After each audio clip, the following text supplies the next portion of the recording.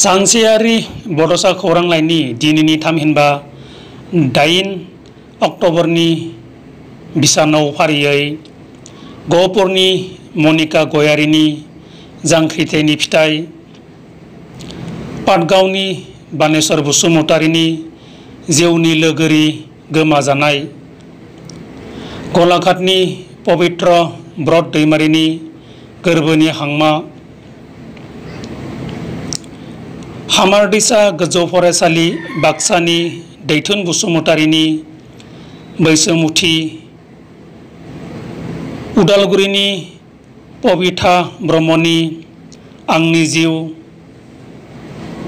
क'क्राझारनि गलाब खुंगुर बसुमतारिनि नोंनि थाखायनोथ' आरो बाक्सानि सबिराम बर'नि गोजोन हास्थायसुला साफा साफा सुबुं खन्थाइया सेबखांजादों।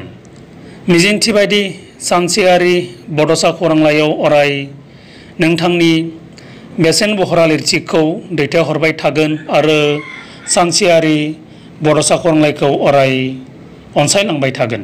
गोजोन्थों।